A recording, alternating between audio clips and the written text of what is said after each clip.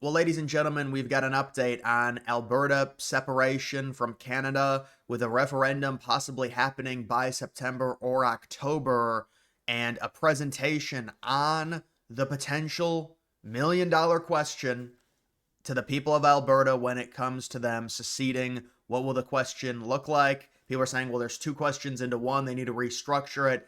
We're going to go over it, but you can see they have released potential Alberta referendum question. Expect Danielle Smith to join the cause.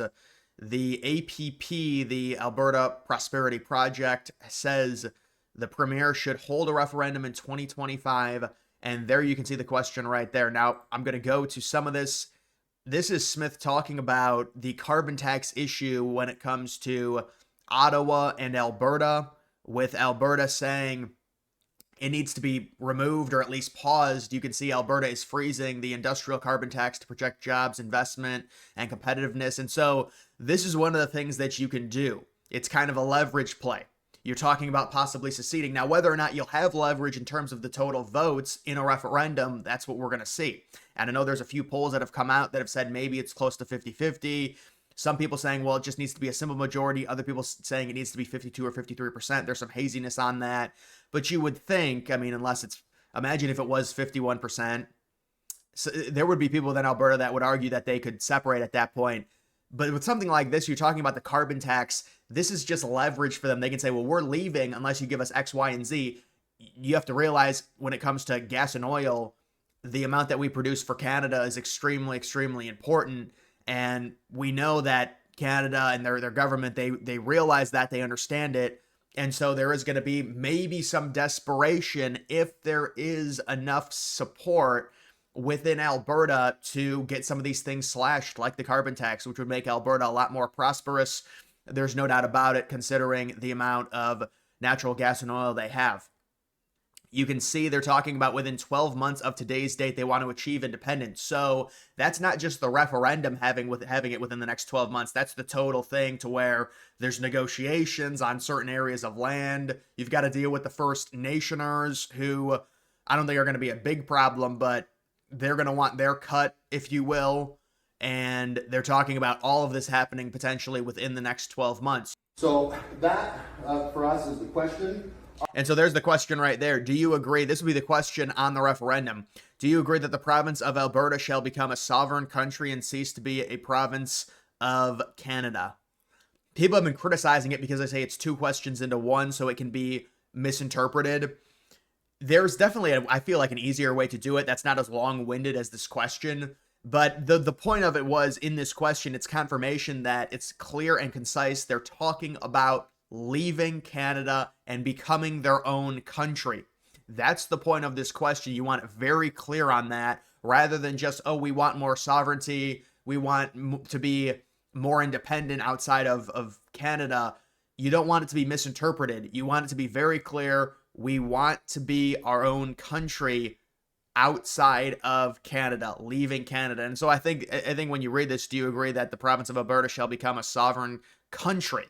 A sovereign country and cease to be a province of Canada. People say, well, it's too long. There's ways to shorten it. I mean, I was even looking at some of the chat GPT or the Grok stuff. They were better questions than this. But the point of it was to make sure the question is worded in a way to where there's no like, oh, they just want to be more independent of Canada. They don't want to leave Canada. No, they want to leave Canada.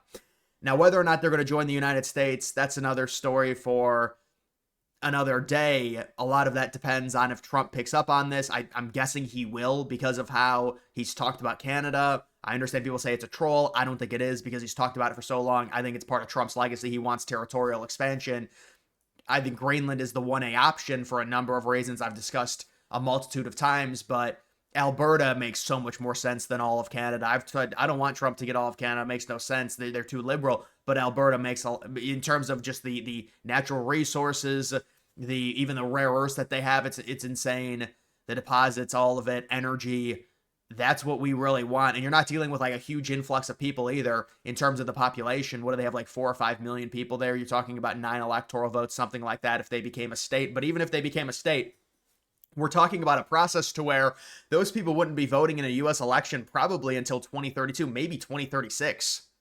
because of how long it takes to become a state. Now, Trump could fast track them depending on the things that he offers them. This also comes down to possibly the United States having to court Alberta, similar to what's happening with Greenland, to where we may have to offer them something to entice them to join the US. You might say, well, if Alberta's on their own, they really don't have much military protection. It doesn't really matter because of their geographical location. So even though we can entice them with the world's most powerful military, we could also just do an economic agreement with them to where they're still independent, they're still their own country, but we have this very close knit tie to Alberta that makes it a lot easier in terms of trade. And also, you're talking about no carbon tax, any of that. They would be able to extract a lot more natural gas and oil, and so we would probably be trading with them even more than we already do, and we trade with them a ton. So just because of how rich they are in terms of minerals, in terms of gas and oil.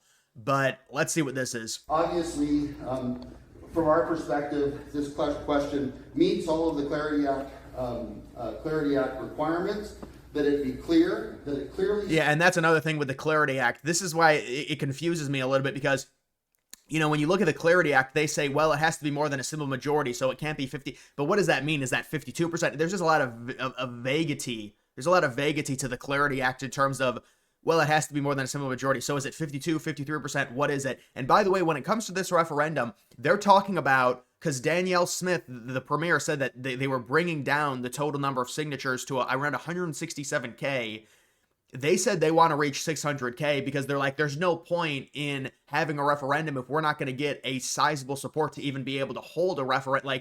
So they're saying they want 600K in terms of the referendum. They don't want the number of signatures brought down in order to trigger the referendum, because just triggering the referendum with minimal support doesn't really matter if you don't have the overwhelming support to be able to vote on secession to actually happen. And some of this also might be, depending on when this happens, whatever Carney does early on within the Canadian government, the new Canadian government. By the way, they're still counting votes. There's still a chance there could be a Liberal majority. However, it looks like there's, from what I saw, like a 95% chance of a Liberal minority. That's very likely what it is. That's basically what they called on election night. State that the province leaving Canada wishes to become an independent country and cease to be a province of Canada. That's right directly out of the Clarity Act. It's not a wishy-washy question like they had in Quebec, where do you wish to become sovereign in accordance with a bill passed in the legislature in Right, and that's the problem they were dealing with. That's why I was talking about the verbiage of the question. 1995, and another agreement that was entered into, blah, blah, blah, that none of which is in front of you and none of which any of you have read. This is as serious as a heart attack, and this is what Albertans expect. They want a clear, concise question leading to a clear, unequivocal answer, which is that Alberta will become independent from Canada within 12 months of today's date. And that's the goal. Wow. So they're talking about that. And then this was kind of I saw this poll talking about Alberta. If they hold a referendum on secession, would you vote for your province to leave Canada? And so there you can see, definitely would vote for them to leave, 19%. Lean towards voting for them to leave. So you're talking about maybe around 40%, possibly right now, about 40-60 is what I would say within Alberta. Around 40% are saying maybe, 4% are not sure. It's like 38-62. And again, you could maybe get that number up a bit depending on Carney's leadership or lack thereof, to where Albertans get very frustrated by it. And then maybe there can be some courting by Trump to potentially offer Alberta, because it's a lot easier to offer just one province. You're dealing with less people in terms of offering them certain things, rather than having to deal with all of Canada and millions upon millions of more people, all liberal too. I mean, with Alberta, they're more, we can argue, well, they're liberal, they're conservative. That either way, they're like a swing state or they're slightly conservative. That's the way I view it. So we can court them a lot easier and directly, rather than all of Canada, in terms of what we can offer them. So that could be also swing some of the people to say, well, you know what, joining the United States in terms of taxes, in terms of all this other stuff, they always talk about healthcare and stuff like that. Well, you can keep your healthcare, whatever. The point of it is adding Alberta would be, in the long run, a significant advantage to us. Also, that gives us an Arctic footprint to a degree. At least we're closer with Alberta, let alone the amount of, obviously, natural resources that they have. And there you can see the separation referendum question has been put forward. This is a better view of it right here. Do you agree that the province of Alberta shall become a sovereign country and cease to be a province of Canada? And then we also do have this. This is what I was looking at. This is the key stuff right here. An Alberta separatist group released on Monday a referendum question on independence from Canada that it will petition to get in front of provisional officers, but only once it garnered the support of 600,000 Albertans. Because remember, they brought it down. Where is that number? The group said it wouldn't launch a citizens initiative petition until it had 600K registered supporters instead of the 177K soon to be legally required. Smith brought down the legal requirement to 177K, but this group is saying they want to get to 600K. From what I saw in this article, I think they had gotten 210K. Where's that number? Is that not on here? Because I read this once before, like earlier. They said they had around 210K in terms of total support right now, but they're trying to get to 600K, and they want to possibly have the referendum, they're saying, by October. They're talking about that Institute poll last week. 19% of Albertans would definitely vote to leave. Another 17% would lean in that direction. More than half of the respondents say they would definitely vote to stay in Canada. See, that the problem is they don't have the support right now. Now, maybe they can get it. Again, that's going to have to maybe be helped by Trump, maybe be helped by poor leadership from the Liberal government. That could entice them to say, we don't want to deal with this or go down this road for another 4 or 5 years. But you're talking about 19%, 17%. That's not even, at that point, you're talking about like 36% total that would vote to leave. 4% said they were unsure. So you could argue, give or take, like 38, almost 40%, like 40-60, based off of that poll. Which you could say, well, that's more than it was before, because it was like 30-70 before, and I knew it was going to go up just because everyone's talking about it. They're going to be very disgruntled with Carney winning. But you need a much higher enthusiasm when it comes to the polls to get it up to 45-50%.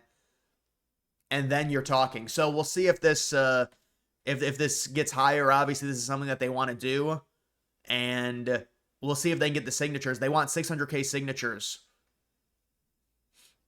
The APP leaders expressed confidence that they can reach 600K registered supporters on their website by the end of June. So they're saying by the end of June, they should have the 600K supporters. They're at 240K. That's what it was. I was looking for that number. So they're at 240K now. They're almost halfway to their 600K, what they want. I mean, technically, they're already there in terms of triggering the referendum, because that's 167 based off of the new requirement that Smith put forward.